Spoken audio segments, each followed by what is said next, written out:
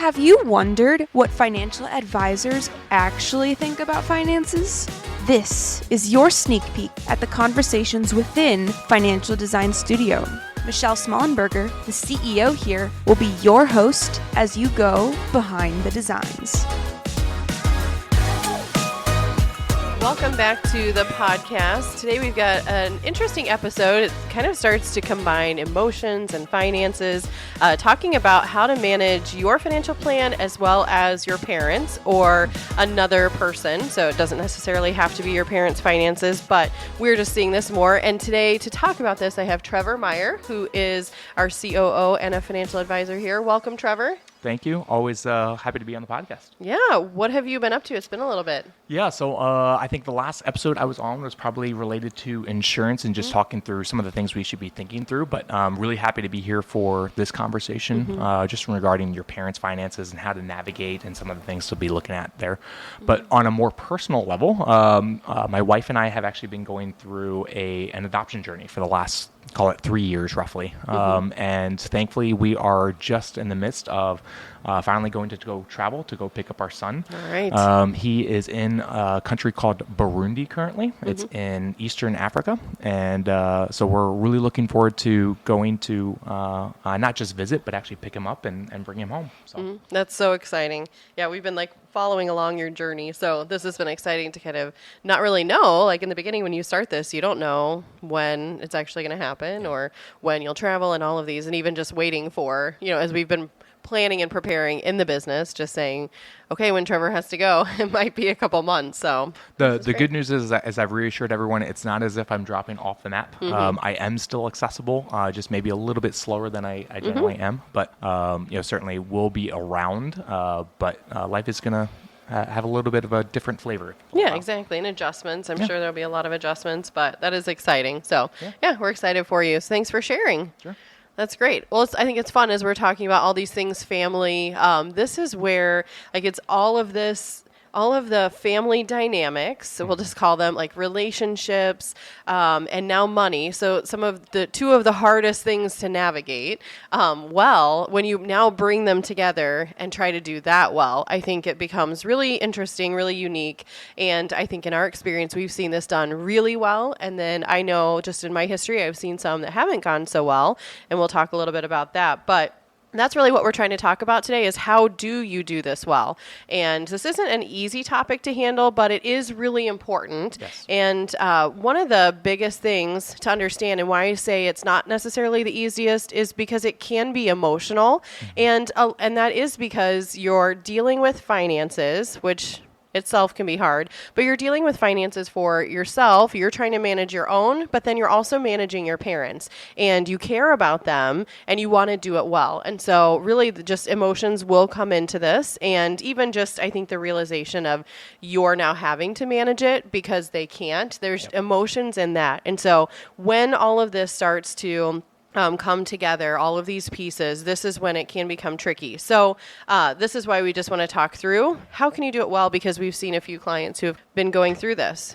Let's just talk through a little bit, I guess, Trevor, why are we seeing this more? Why do we think we're seeing it more? Just because we've kind of had a wave of clients here recently where we've been managing these exact scenarios. Yeah, I mean, if I were to think of the actual logistics of what's happening, you essentially have a situation where we have an aging population, right? So we have a number of baby boomers that are getting up there in age, have done a wonderful job of saving for their life and saving for their retirement. But now we're actually hitting moments in life where they need additional care, or perhaps they are passing away, and children or other family members have challenges in terms of how best to manage and handle it. So it really comes right back to, we just have an aging population, and that aging population has a significant amount of wealth that has to be managed in certain ways. So.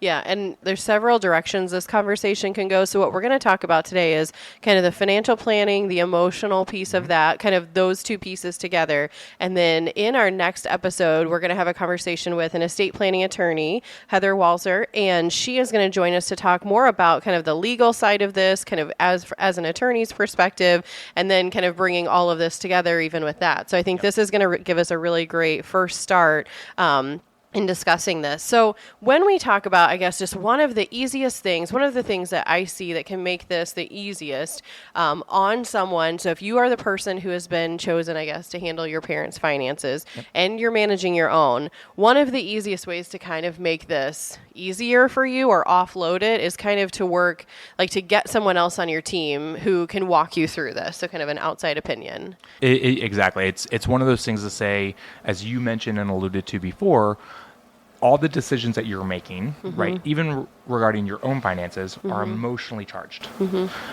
Add in the fact that you may be managing and working through your parents' finances.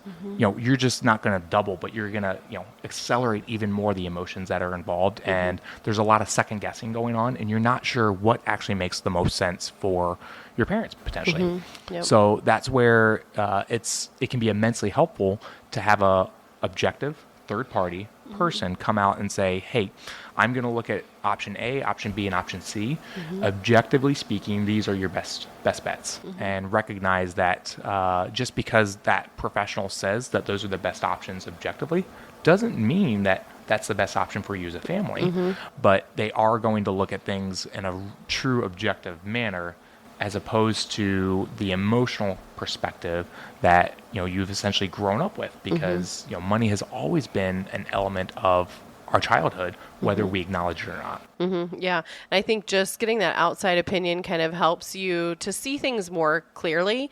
Like a lot of times I feel like when, just thinking through these several clients that we've had recently, I feel like you may be completely fine. Your plan and how much you saved and the assets you have available, you could be completely fine. But what I've noticed is, when a client first comes to us, and, I'm just thinking about someone specifically, when they came to us, they were fine. But I think just the overwhelm of managing everything, I remember them saying, like, I just want to make sure I'm okay, that my financial plan's on track, and that my mom's going to be okay. I feel like that was one of the initial things, is you might be fine, but just having someone else tell you, everything looks fine, you're doing things right, or here's some little tweaks to make. I just feel like that brought this sense of relief of knowing, okay, I'm fine. And so now you can it's almost like you can get back to the work of now relationship. Yes. So. Yeah, and I think some of the fear and anxiety that may be welling up there could come from other sources, right? Because yes, you may be managing and driving the decision-making process, but if you have other voices, perhaps from siblings or other family members, saying, oh, well, what about this, what about that? It can lead to anxiousness and just anxiety in general of, okay, am I really making the best call in this situation?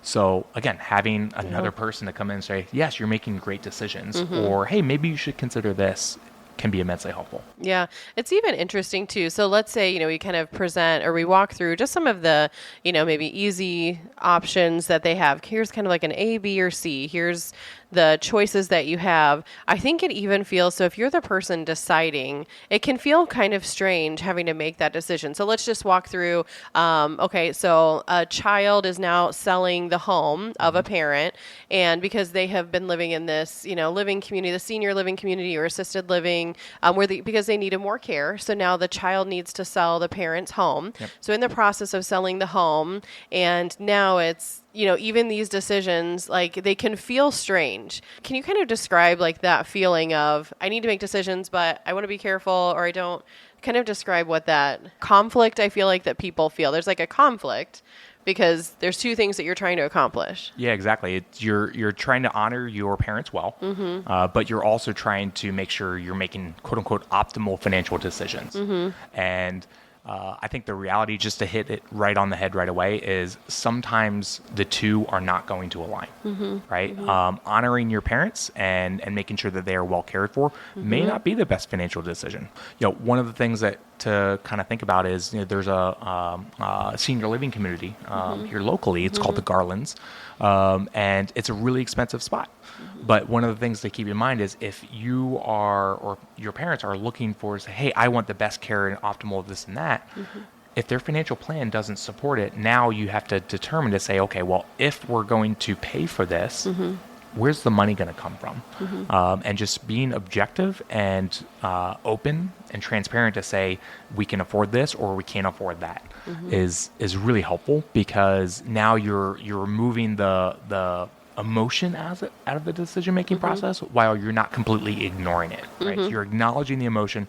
Yes, you really want this, but objectively speaking, we can't do that, unfortunately. Yeah. And it feels strange too. So even if they were fine, so let's say that they could afford that, and it is expensive. I think one of the conflicts that can come in, as well as like so the other one is kind of like emotional, but then now like you're a beneficiary. So let's say all the money left, you're a beneficiary. Maybe you're the only child, or maybe you have siblings.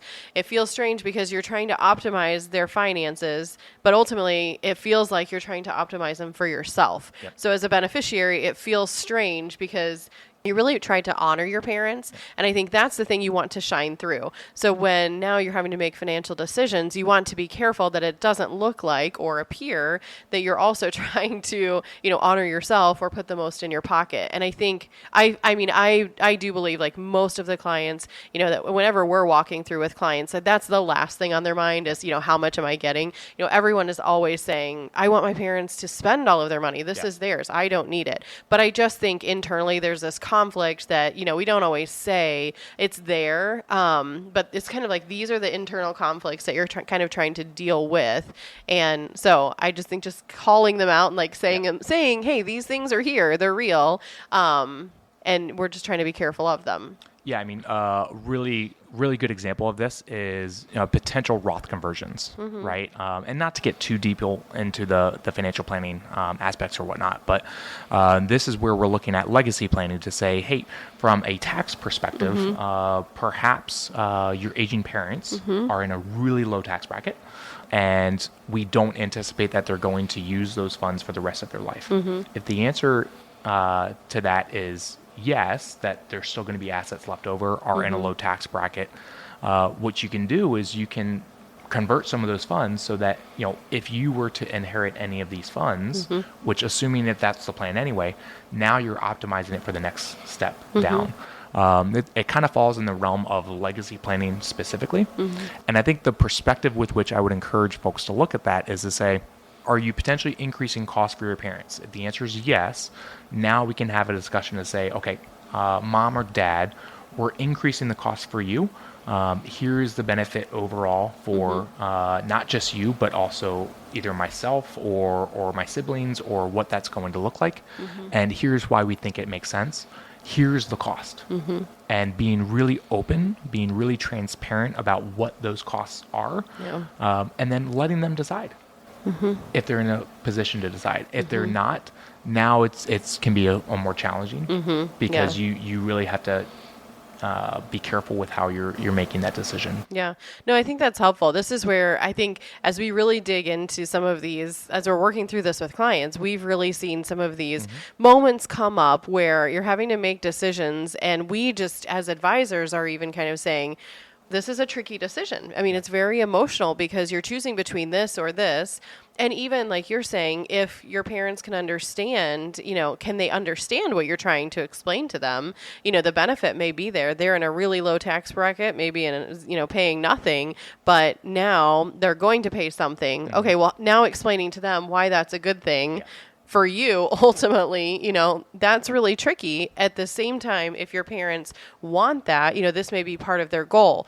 A lot of people want to pass on as much as they can to their kids. And so that is also their goal, in addition to the goals you're trying to accomplish of taking care of them. Exactly. So it's very tricky because there's kind of two tough things, two conflicting goals kind of meeting. Yep. So I think that's really helpful. Now, as we kind of start to talk more about kind of like the relationship side of this, you may have, just think about who's involved. You've got parents or whoever you're caring for, could be grandparents, then siblings. So if you're kind of the person who's been put in charge of making these decisions, I've seen this done really well with families where they all talk about it. They all agree. They're able to kind of talk through, here's the pieces of information we're dealing with. Okay, you know what? Yes, this accomplishes their goal of this, and this is why we're deciding this. We all understand. That's really clear. Okay, now we're going to confidently decide together how we move forward. I've also seen where, one side doesn't agree and, they may be like little things, but just because they're in disagreement, it really stalls things from moving forward. Yeah. So, and that's really what we're trying to do is like keep things moving forward so you can continue taking care of your loved ones instead of stalling in some of these decision points. Yeah, and I guess one of the things I think about, especially where you have family dynamics at play, we see this most frequently with siblings where, and the first example, as you described, where things are running smoothly, right? And that generally works itself out. Where we tend to see more problems and more conversations that we have to step into, and we're happy to step into those, but is where siblings may disagree, and we're trying to find the right path forward. I think one of the things to keep in mind is even if you are or are not the person that's in charge of making these decisions, while everyone has a voice, not everyone has a vote. And I think it's really important to note the fact that, if these are your parents that you're referring to or caring for and taking care of or making these decisions for, they made an intentional decision to place whomever that person is in place. If that's you, great. If that's your sibling, great. It's really important to remember that while, yes, everyone has a voice, not everyone has a vote.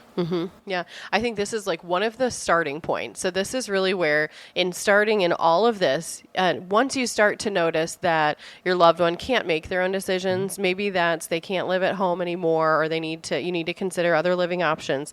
But one of the biggest things in all of this is who is the person that is going to have to actually decide. Yep. So who is the power of attorney who, after they pass away, will be the executor or the trustee. Once you know who is supposed to act, now if there's multiple siblings involved, it's really saying, okay, family, we sit down, we have this family meeting, and we say, okay, I'm the person who's supposed to decide, but I do care what you think. And so I want to talk through these things with you, but ultimately you decide. Now, if we think about this, I think sometimes this again is emotional. Some siblings can feel hurt because they were not chosen to be the person to take the action or decide what should be done.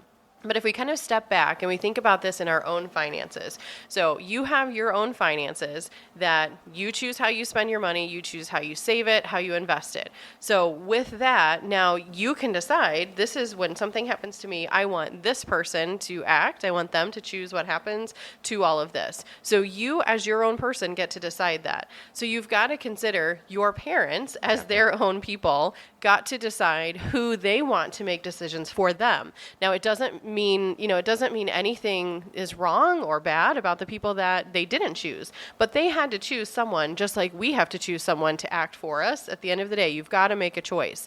So they're choosing who that is. So now as a family, okay, this is the person who's actually going to make the choice. Yep. And so what you're saying is everybody can voice their opinions, but only one person gets that final vote to say, this is what we're going to do. That's exactly right. And there's a lot of decisions. So some of these are going to be small, some are going to be big. So, I think what's great is when you can open up and say what you said is everyone gets a voice, but not everyone gets a vote. I love that because in families where I think everyone is talking and they can share their opinion or what they would want or what they think, and then, that person kind of takes it. And now if you're working with a third party, you say, okay, here's what my sibling said, here's what I think. And now with that objective third party, you're saying, okay, now I'm going to decide this. Yeah. So you've got all these voices, but now you go and make a decision. I feel like that's a really healthy way to include everyone, but also to be able to move forward and not get stalled in the decision process. Yeah,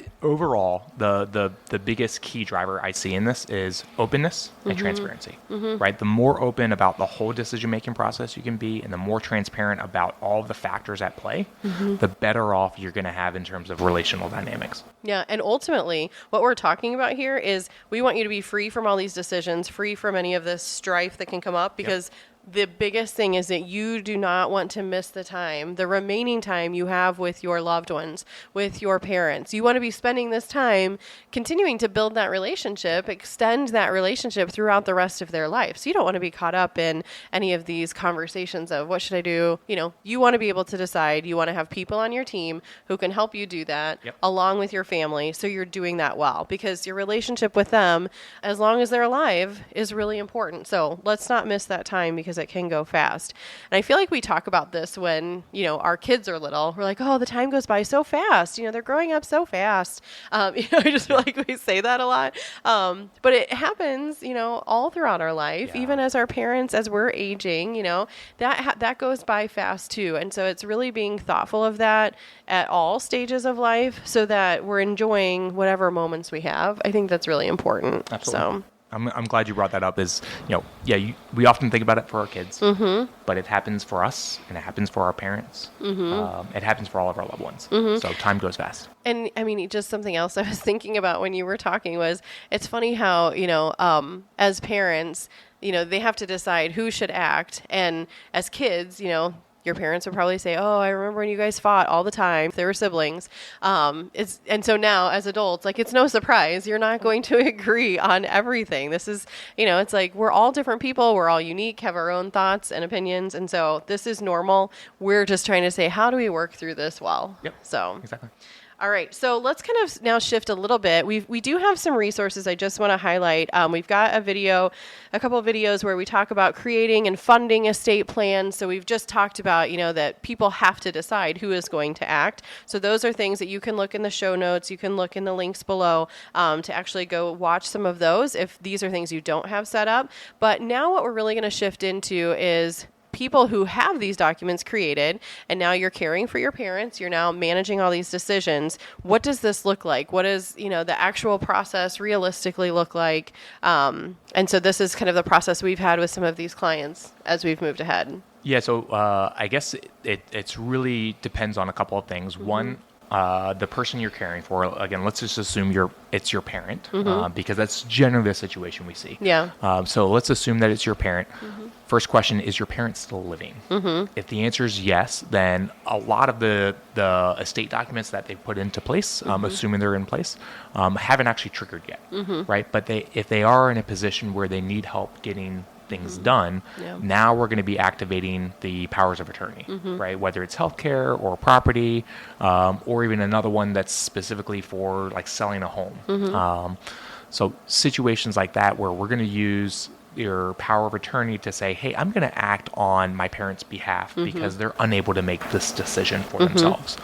Following that, the next big one is after your parent has passed away, now we're having to update a lot of things, right? Whether it's titling on accounts, whether it's processing RMDs, whether it is changing and moving accounts around. There's a lot of factors at play, and depending on your parents' circumstance of what they actually had in terms of their wealth, it could be any number of different things. Yeah, exactly. And then I feel like that kind of is that first step. So consolidating accounts, consolidating things together. Again, a lot of times I think when you are going through this process, if you can just put yourself in that person's shoes of why they had things set up the way they did, if you were to say, well, I put everything in this bank account because it's just easy. It's easy to function. That works for me. So now when you're trying to manage their finances, what was easy for them might not be easy for you. Correct. So this is where you might need to move things around. You might need to consolidate, to reset so that it is easy for you to manage things for them while you're also managing your own. So we're kind of transferring accounts. That might be consolidating them in. You may need to gain access to manage funds. So that's through that power of attorney if they're still alive. Correct. So you may need to activate that. And then it could just mean managing multiple siblings, which we've already talked about, to make sure we're on the same page. Sometimes, it may be a couple siblings that are supposed to act. So you need to work together. So kind of doing all of that together. So then let's talk through let's say, mom and dad or our loved one has passed away. There's even more steps after this. So things like updating cost basis, retitling accounts, just things like this. If you were to describe that process, Trevor, of what needs to be done, what level of knowledge is needed. Like, what do you need to know to be able to do all of this well? Yeah, at least in my, so this is anecdotal, right? This is just my experience, but I found that the amount of things that have to get done and the amount of things that clients know that need to get done, there's a wide gap, right? So there's a lot of stuff that has to get done. Yeah. Clients aren't always fully realizing everything that has to get done. And I want to be clear, we're continually learning ourselves, right? Because there's always a new situation and there's always something new to be learned. And, this is the kind of stuff we do on a daily basis. And we're consistently learning. So I really have no expectation for clients to say, oh, you're always on top. You know exactly everything that has to be done. But there's a pretty wide gap there between what generally speaking folks know needs to happen and what actually does need to happen. Yeah, exactly. There's just so many little things that you don't know. So unless this is what you do, you don't know. And how could you know? Because, unless this is, like you said, we're still learning. And I feel like we're always creating processes so that, when this happens, okay, these are all the things we need to consider. So it's all of that stuff that you just have to be thoughtful of. Yeah. So, and I think one of the frustrating things, of managing the whole process is after your loved one has passed away, is every custodian or every bank is going to have their own specific process and their own specific form that needs to be pre-completed. And frankly, the forms are just really annoying because they can be very similar in a lot of regards, but it's oftentimes little details that if you don't check a box here or if you don't fill in a field here, that's significantly delay the process. And now we're just getting frustrated because we're going back and forth. So to us, that's where, having an objective third party to come in to say, okay, here, let me help you with these forms to actually make sense of what actually needs to happen. And then that way, it also gives you an opportunity to frankly grieve. Because in the midst of going through this whole process, there's the acknowledgement, the reality that your loved one has passed, right? And to work through the logistics is important, yes, but your relationship and emotional side is really, really important. And it's important to grieve and to grieve well. So yes, stuff needs to get done, but it's not the end all be all. we usually tell clients, we see these forms all the time. So a lot of times we will know, okay, this is how we fill this one out, or this is, just even basic questions it'll ask, again, basic to us because we see them and we know what it's asking, but not to someone who never sees this. They say, well, what should I put here? So that's where a lot of times we'll say, let us complete the form because we know what we're trying to do. And then we just have them sign and we walk them through and say, okay, here's what this means, but it speeds it up. They don't have to be thinking of it. They don't have to figure everything out. So I feel like that's really helpful. Something you mentioned, like having different accounts at different custodians. I do think that's something that we see a lot with maybe older generations. It was very common where they had multiple accounts and multiple custodians. And something that I think one of the biggest values that working with one advisor to help you really consolidate everything, not necessarily that you have to consolidate everything together, but one advisor who knows the entire picture is really important because, the person, let's just say you have accounts at Vanguard, Fidelity, and Schwab, and the person at Vanguard only sees the Vanguard account. The person at Fidelity only sees Fidelity. Schwab, same thing. So we feel like a lot of times when we're meeting with clients and we're able to see the whole picture and now set out that plan, there's so many things we notice that the other person would actually have no way of knowing because they don't even know the other accounts or amounts exist. And so they can't really do the level of planning that we're able to when we can see the whole picture. So I think that's really important, when you're considering, do I consolidate things or do I just leave them where they're at, is just consider the type of advice you're going to get based on what that person can see versus what an advisor could see if they're really helping you with everything. Yeah, I mean, coordination is absolutely critical between those types of accounts. It's not just after someone has died, right, but also during your entire life, right? So as you're in the process of building and accumulating wealth yourself, if you're taking steps to say, hey, I'm going to have accounts here, have different advisors, if you have a lot of different people in the mix, that's a more that you have to manage. And maybe you manage that really well. Right. That could be great. But there is work that has to be done to involve it. Yeah. So, we have found that the more consolidation that you can have and the more clear overall picture you can have, the better result you're going to have. Now, that's not to say that you have to work just with FDS, right? There are lots of other advisors out there. You can find advisors on NAPFA. You can find advisors on XYPN that can really help you walk through what is the situation going to look like and what's going to make the most sense for you. But again, the consolidation and the coordination of all of your accounts, whether they're for you or for your parents, is absolutely, absolutely critical. Yeah, and I think just that fits with that is the theme of this. If we're saying we want to manage finances well for myself, for my parents, this is the theme of, if I want to do it well, then let's do it well. Yeah. And let me work with someone who's going to help me do that well. And I just think that is the whole theme here. What I have seen when people choose to do this is, I mean, you can visually see on their face, you see the expressions. I mean, in the first meeting, they may be tense or anxious. They may be coming in with a pile of just paperwork. Here's what I've gotten through. Here's what I haven't, or spreadsheets, which is completely fine. That is, I mean, we love seeing kind of where we're starting and, where you're, starting from. And so we work through that. But I mean, by the third and fourth time we're getting together, or fifth or sixth, how many of our times, if there's a lot of paperwork, you just see, I literally see like the relief every time, I see someone, okay, hey, I got this check, or hey, this got consolidated. Oh, there's one last form.